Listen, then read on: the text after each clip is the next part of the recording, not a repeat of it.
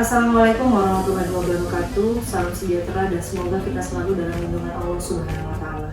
Perkenalkan, saya Rika Yunita Pratama, SKMMKM, dosen tetap program studi S1 Kesehatan Masyarakat, Sekolah Tinggi Ilmu Kesehatan Kapuasraya Sintang, Provinsi Kalimantan Barat. Saat ini saya dalam proses mengikuti sertifikasi dosen gelombang 1 yang diselenggarakan oleh Kemendikbudristek tahun 2025. Saya akan melakukan penyusunan dokumen pernyataan diri dosen dalam unjuk kerja Tridharma Perguruan Tinggi atau PDD UKT-PT bidang pengajaran. Adapun mata kuliah yang saya ampu pada program studi S1 Kesehatan Masyarakat, yang pertama ini adalah kesehatan global, kemudian dasar kesehatan reproduksi keluarga, gender layanan kesehatan reproduksi dan seksual, pengorganisasian dan pemberdayaan masyarakat, pengukuran perilaku dan indikator kesehatan, studi kualitatif dan metodologi penelitian. Pada kesempatan ini saya akan memaparkan salah satu mata kuliah yang saya ampu, yaitu dasar kesehatan reproduksi dan keluarga dengan bobot 3 SKS. Adapun deskripsi mata kuliah dasar kesehatan reproduksi dan keluarga, mata kuliah ini memberi kesempatan mahasiswa untuk memahami konsep hak-hak kesehatan reproduksi, prinsip dasar kesehatan reproduksi remaja, keluarga berencana, kesehatan ibu meliputi kesehatan wanita usia subur, kehamilan, persalinan, postpartum, kesehatan neonatal, bayi dan anak, kesehatan reproduksi lansia, serta mempraktekkan pertumbuhan dan perkembangan, mendeteksi dini gangguan tumbuh kembang, menilai tumbuh kembang pada 1000 hari pertama kehidupan, cara menggunakan buku KUA dan instrumen tumbuh kembang, teknik inisiasi menyusui dini, serta menyusui dan pemberian makanan tambahan. Adapun capaian pembelajaran lulusan atau CPL Prodi yang dibuatkan pada mata kuliah ini, yaitu untuk CPL 1 menunjukkan sikap bertanggung jawab atas pekerjaan di bidang keahliannya secara mandiri.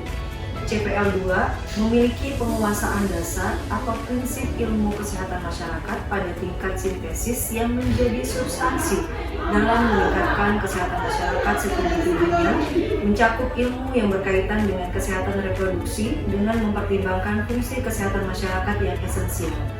CPL 3 mampu menerapkan pemikiran logis, kritis, sistematis, dan inovatif dalam konteks pengembangan atau pengimplementasi ilmu pengetahuan dan teknologi yang memperhatikan dan menerapkan nilai humaniora yang sesuai dengan bidang keahliannya.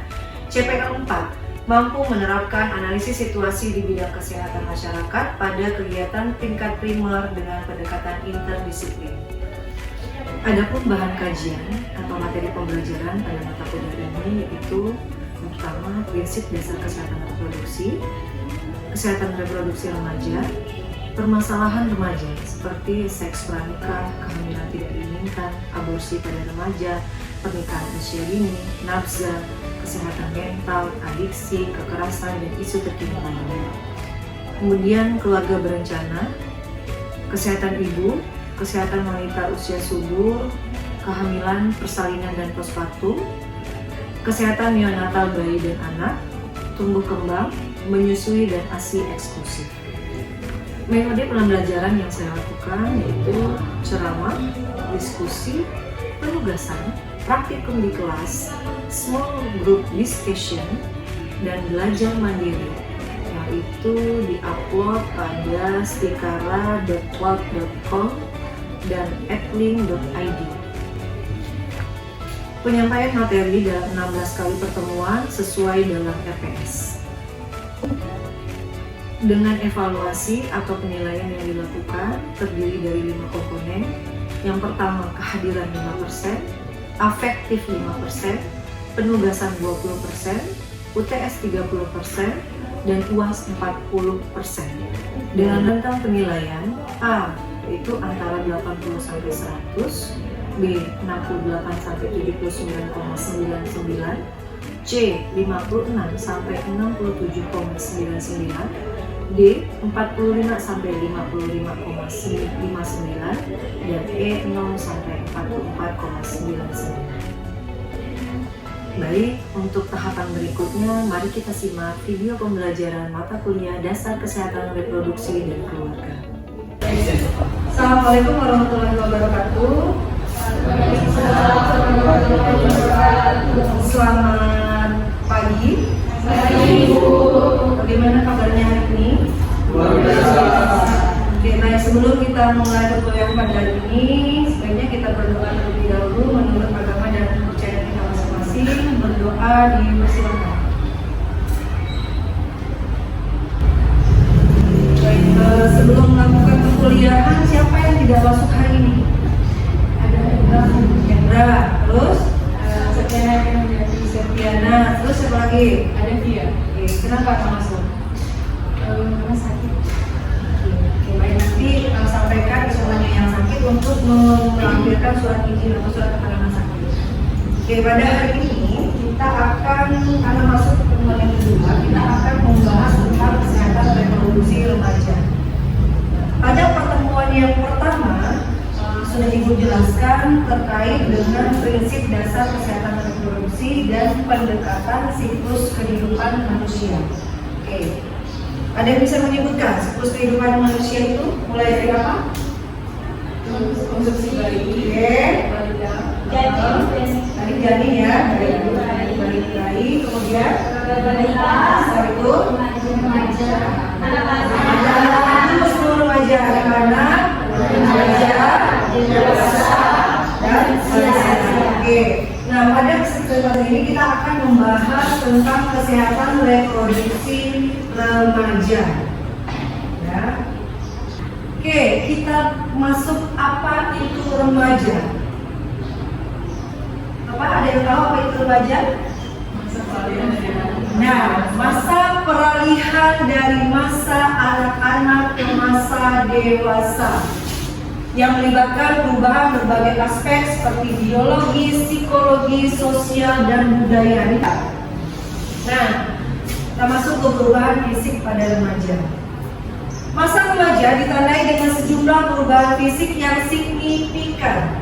Terjadi percepatan pertumbuhan tinggi dan berat badan. Ya, tadinya yang masih kecil, sedikit, tiba-tiba udah sama aja nih. Nah, sampai kayak ibu nih sekarang udah masuk tahapan remaja, udah hampir setinggi ibu. Kemudian perkembangan organ seksualnya juga, ya, karena ada yang mulai tumbuh payudara bagi perempuan, itu kan ada usia SD kan, mulai tumbuh kelihatan. Kalau yang laki-laki itu mulai tumbuhnya juga janggut, ada sedikit kumis. Nah, serta perubahan pada kulit dan rambut. Hal ini merupakan bagian dari proses maturasi biologis menuju kedewasaan. Remaja akan mengalami perubahan suara. Nah, yang laki-laki ini biasanya ya agak lebih serangkan, kita besar nggak suaranya? Lebih besar kan? Oke. Kemudian tumbuhnya rambut pada bagian tertentu, rambut-rambut halus pada bagian ketiak, ada ya. Kemudian pada bagian kemaluan, itu juga pada saat remaja itu mulai tumbuh. Kemudian mulai menghasilkan keringat dan minyak yang lebih banyak. Perubahan-perubahan ini seringkali membuat remaja merasa canggung dan tidak nyaman dengan tubuhnya sendiri. Ada ya, tahapannya sekarang kita akan masuk ke definisi kesehatan reproduksi sendiri pada remaja. Apa itu kesehatan reproduksi pada remaja? Oke, kita lihat. Kesehatan reproduksi remaja mencakup aspek fisik, mental, dan sosial terkait sistem, fungsi, dan proses reproduksi pada remaja. Ya, ingat, kesehatan reproduksi di sini ada fungsi, kemudian terkait ada sistem reproduksinya, kemudian ada fungsinya, ada proses reproduksinya. Oke. Hal ini meliputi kesiapan remaja dalam menghadapi perubahan fisik dan hormonal serta kemampuan untuk membuat keputusan yang bertanggung jawab mengenai aktivitas seksualnya. Ya, jadi bagaimana mahasiswa itu mempersiapkan dirinya mulai dari organnya, sistemnya berfungsi apa tidak sampai pada proses reproduksi pada remaja. Nah, masalah yang sering dihadapi atau isu terkini nih, masalah yang sering dihadapi oleh remaja pada umumnya tentang kesehatan reproduksi itu, yang pertama adalah kehamilan tidak diinginkan. Ya. tadi dia ingin mencoba hal yang baru, atau mungkin dia sudah punya pacar, punya pasangan, ketika tidak bisa mengontrol dirinya, maka ini yang akan terjadi, kehamilan di luar pernikahan. Ya, kalau sudah kayak gitu pasti tidak diinginkan kan? Sudah terjadi, tidak diinginkan. Nah, remaja yang aktif secara seksual beresiko, ya, ada perilaku seksual beresiko itu tadi. Salah satunya pintu gerbangnya itu adalah berpacaran, ya. Udah punya pasangan itu ada saat itu awal mulainya nih. Nanti kalau udah pacaran, mulai pegangan tangan, mulai ciuman, ya. Mungkin bahkan sampai ke tahapan intercourse. Makanya tadi mungkin terjadi kehamilan yang tidak diinginkan ini. Kemudian yang kedua, adanya infeksi menular seksual. Itu remaja rentan terkena infeksi menular seksual seperti HIV/AIDS, gonore, dan sifilis yang dapat berakibat fatal jika tidak ditangani dengan baik. Kemudian masalah selanjutnya adalah gangguan kesehatan mental. Masalah kesehatan reproduksi dapat memicu munculnya gangguan kesehatan mental seperti depresi, kecemasan, dan stres pada remaja. Masalah lainnya, harga diri. Pengalaman negatif terkait kesehatan reproduksi dapat mempengaruhi harga diri dan citra tubuh remaja. Nah, ada pun programnya itu namanya program pelayanan kesehatan peduli remaja, atau yang dikenal dengan istilah PKPR, pelayanan kesehatan reproduksi remaja. Merupakan layanan yang komprehensif. PKPR adalah program layanan kesehatan yang dirancang khusus untuk memenuhi kebutuhan kesehatan remaja secara menyeluruh, termasuk kesehatan fisik, mental, dan sosial. Fokusnya pada remaja. PKPR bertujuan untuk meningkatkan akses dan pelayanan kesehatan yang peduli terhadap kebutuhan dan permasalahan yang dihadapi oleh remaja. Dan di dalam PKPR ini juga ada kolaborasi multisektoral yang melibatkan pihak puskesmas, kemudian sekolah, organisasi kemasyarakatan, dan pemangku kepentingan lainnya untuk mencapai tujuan program secara komprehensif. Sekarang kita bahas program berikutnya, yaitu Posyandu Remaja. Apa itu Posyandu Remaja? Posyandu Remaja adalah salah satu bentuk pelayanan kesehatan yang diselenggarakan dari, oleh, dan untuk remaja. Berarti kalau seperti ini, siapa yang ada di dalam Posyandu Remaja itu? Nah, remaja ya. Remajanya karena dari, oleh, dan untuk mereka sendiri. Layanan terpadu, Posyandu Remaja menyediakan layanan terpadu yang mencakup konseling, pemeriksaan kesehatan, pemberian obat, serta edukasi tentang kesehatan reproduksi dan gaya hidup sehat. Tujuan adanya Posyandu Remaja yang pertama, meningkatkan akses layanan kesehatan, kemudian deteksi dini masalah kesehatan, dan promosi kesehatan remaja. Posyandu Remaja menjadi wadah untuk memberikan informasi dan edukasi kesehatan yang relevan bagi remaja, meningkatkan pengetahuan dan kesadaran mereka. Kenapa Posyandu Remaja ini penting? Karena remaja itu biasanya lebih suka bercerita atau curhat dengan teman sesamanya, kan, teman sebayanya. Itu makanya penting ada Posyandu Remaja juga, karena yang tahu kadang nih kondisi remaja, untung nih kalau misalnya dia ceritanya sama orang yang tepat nih, temannya remaja itu. Tapi kalau misalnya yang temannya ini juga perilakunya tidak baik, berarti dia ngikutin yang ngasih saran yang tidak baik, kan? Nah, itu makanya Posyandu Remaja ini juga penting, karena itu tadi salah satu karakteristik remaja itu, dia lebih senang bercerita dengan teman sebayanya. Nah, makanya di dalam penelitian itu, ibu coba lihat nih bagaimana peran dari peer groupnya mereka itu terhadap perilaku kekerasan yang dilakukan oleh remaja pada masa pandemi. Oke. Kegiatan yang dilakukan di Posyandu Remaja, yang pertama layanan konseling kesehatan, ada juga screeningnya, pendidikan kesehatan, dan rujukan layanan. Peran kader Posyandu Remaja yang pertama menjadi pendamping. Kader Posyandu Remaja berperan sebagai pendamping dan fasilitator yang membantu remaja mengakses informasi dan pelayanan kesehatan yang dibutuhkan. Kemudian memberikan edukasi serta sebagai tempat untuk konseling remaja. Nah, Kader Posyandu Remaja juga berperan sebagai konselor yang siap mendengarkan dan memberikan saran kepada remaja terkait masalah kesehatan dan perkembangannya. Setelah penjelasan yang Ibu sampaikan tadi, silakan kalian bentuk 3 kelompok, ya, 3 kelompok. Nanti dibahas selama kurang lebih 20 menit sampai 30 menit. Ini ada sebuah contoh kasus. Di sebuah desa bernama Desa Bersinar, data dari Puskesmas menunjukkan bahwa angka kehamilan remaja meningkat dalam 2 tahun terakhir. Selain itu, remaja di desa tersebut banyak yang belum mendapatkan informasi tentang kesehatan reproduksi secara utuh.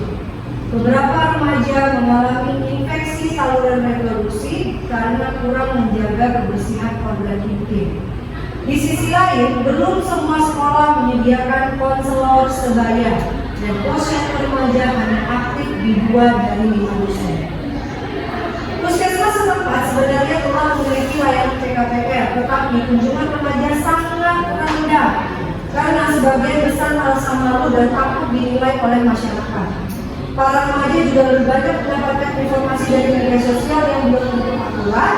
Beberapa pihak mengusulkan untuk mengaktifkan kembali posyandu remaja dan melibatkan kader remaja dalam promosi kesehatan reproduksi. Nah, ini ada kasus. Silakan kalian sekarang bentuk kelompok menjadi 3 kelompok. Itu akan berikan waktu 20 menit untuk kalian diskusi. Ini pertanyaan. Silakan. Baik, setelah diskusi 20 menit, silakan kelompok yang ingin memberikan hasil diskusinya atau menyampaikan di depan. Silakan Ibu persilakan untuk pertanyaan pertama dari kelompok mana? Oke, silakan. Pertama, perkenalkan nama saya Indra Lesmana, perwakilan dari kelompok 1. Nah, di sini saya akan menjawab pertanyaan pertama, yaitu berdasarkan studi kasus di atas, identifikasi dan jelaskan karakteristik perkembangan remaja yang tampak. Apa yang menjadi tantangan dalam pemenuhan kebutuhan kesehatan reproduksi mereka. Nah, menurut WHO sendiri, mayoritas remaja adalah individu berusia 10 sampai dengan 19 tahun yang sedang mengalami masa transisi dari anak-anak menuju dewasa dengan perubahan signifikan secara fisik, psikologis, sosial, dan emosional. Nah, di sini ada beberapa karakteristik remaja yang ada dalam kasus tersebut. Yang pertama yaitu pencarian identitas diri, di mana terlihat dari ketergantungan mereka pada informasi dari sosial media. Kemudian rasa malu dan takut dinilai, terlihat dari rendahnya kunjungan ke PKPR. Dan terakhir adanya kurangnya pengetahuan kesehatan reproduksi ditunjukkan oleh tingginya kasus infeksi dan kematian remaja. Selanjutnya ada tantangan yang dihadapi oleh para remaja, di antaranya yaitu kurangnya komunikasi terbuka dengan orang tua atau guru, minimnya akses terhadap informasi yang benar dari ramah remaja, dan terakhir tidak adanya dukungan lingkungan termasuk stigma masyarakat. Oke, kita kasih dulu. Karakteristik remaja itu kan tadi ada dari kasus kan mereka pencarian jati diri ya, identitas diri. Nah, untuk selanjutnya yaitu pertanyaan yang kedua, siapa yang ingin menjawab? Silakan dari kelompok 1 lagi kan? Baik, perkenalkan, nama saya Grace Lydia, saya perwakilan dari kelompok 1. Di sini saya akan menjawab pertanyaan nomor 2, yaitu jelaskan isu terkini dalam kesehatan reproduksi remaja yang terlihat pada kasus Desa Bersinar. Apa dampaknya terhadap kesehatan fisik dan psikososial remaja? Untuk isu terkini, di sini kelompok 1 ada mendapatkan 4 isu terkini. Yang pertama itu kehamilan remaja, isu klasik tapi masih tinggi. Yang kedua, kurangnya edukasi kesehatan reproduksi di sekolah. Dan yang ketiga, dominasi media sosial sebagai sumber informasi yang belum tentu akurat. Dan yang keempat, infeksi saluran reproduksi akibat rendahnya pengetahuan menjaga kebersihan organ intim. Nah, dari keempat isu tersebut menyebabkan 3 dampak, yaitu dampak dalam aspek kehidupan remaja. Yang pertama ada dampak ke aspek fisik, yaitu ada risiko komplikasi kehamilan, infeksi, lalu infertilitas. Yang kedua ada aspek psikologis, yaitu ada stres, depresi, rendahnya harga diri. Dan yang ketiga ada dampak dalam aspek sosial, yaitu ada stigma, putus sekolah, dan kemiskinan berkelanjutan. Sekian jawaban dari kelompok 2. Oke, baik, terima kasih. Kita kasih close lagi.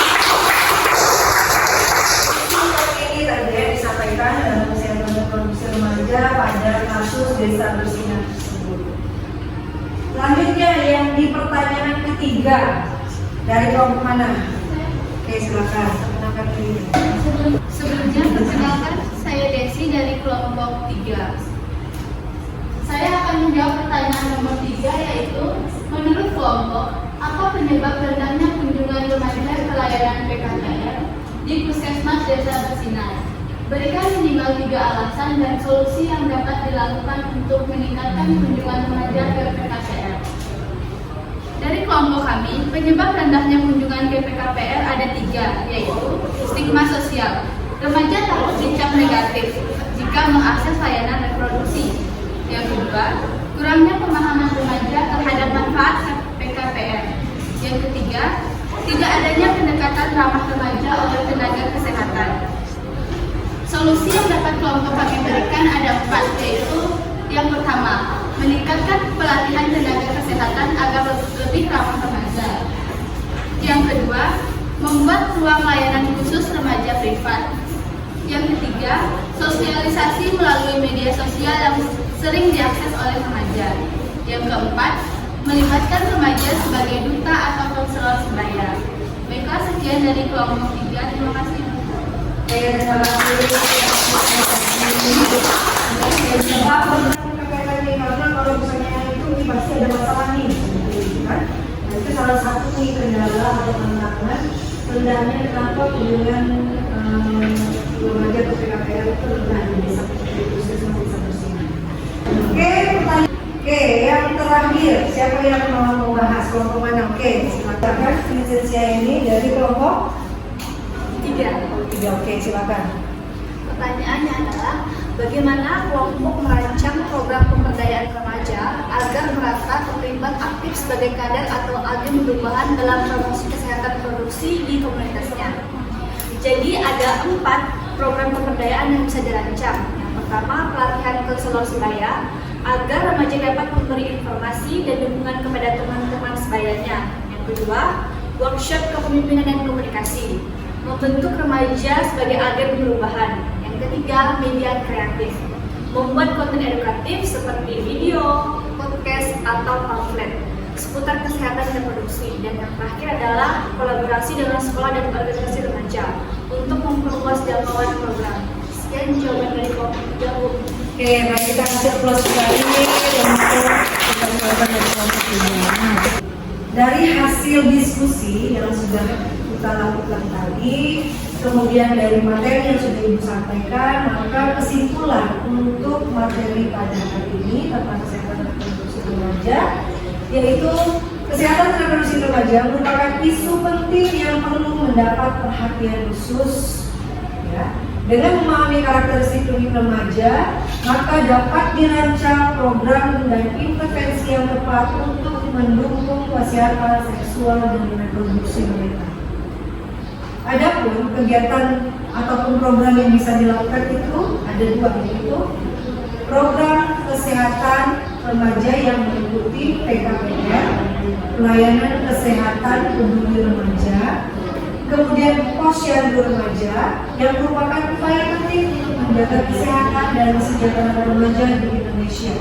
Kedua program ini saling melengkapi dan memberikan pelayanan komprehensif bagi remaja. Rekomendasi yang bisa diberikan yang pertama, untuk meningkatkan aktivitas program, maka perlu adanya dukungan, ya, baik itu dari pemerintah daerah maupun dari pemerintahan lokal di desa tersebut misalnya. Kemudian peningkatan edukasi kesehatan bagi remaja serta peran aktif masyarakat khususnya keluarga dalam mendorong remaja untuk memanfaatkan layanan yang tersedia.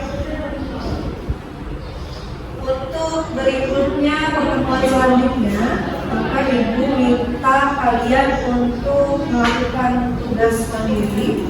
Nah, tugas ini nanti akan Ibu upload, disiapkan secara close, atau nanti juga nih kalian akan muncul masing-masing tugas, silakan upload ke situ.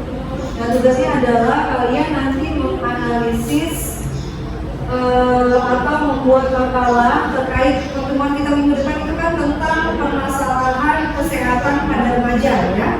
Jadi nanti silakan buat makalah singkat saja yang memuat analisis dan rencana penanganan kekerasan pada remaja melalui pendekatan peer group dengan sistematika.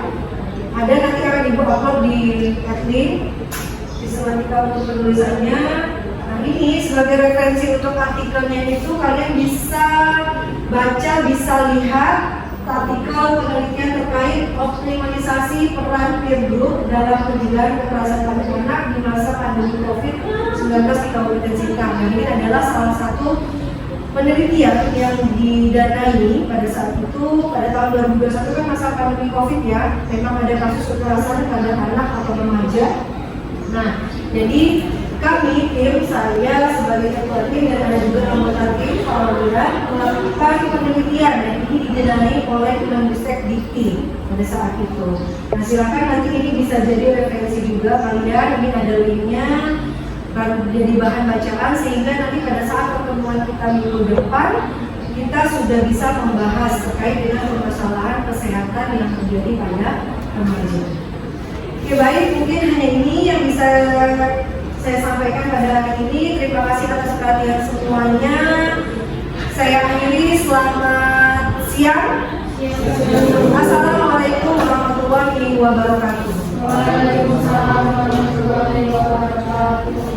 Sekian video rekaman pembelajaran dalam mata kuliah Dasar Kesehatan Reproduksi dan Keluarga pada program studi S1 Kesehatan Masyarakat Sekolah Tinggi Ilmu Kesehatan Kapuas Raya Sintang, Provinsi Kalimantan Barat. Video ini digunakan sebagai salah satu syarat penyusunan dokumen pernyataan diri dosen dalam unjuk kerja Tridharma Perguruan Tinggi atau PDD UKT-PT. Semoga dapat menjadi pertimbangan baik dalam proses pengajuan sertifikasi dosen gelombang 1 tahun 2025. Terima kasih. Wassalamualaikum warahmatullahi wabarakatuh.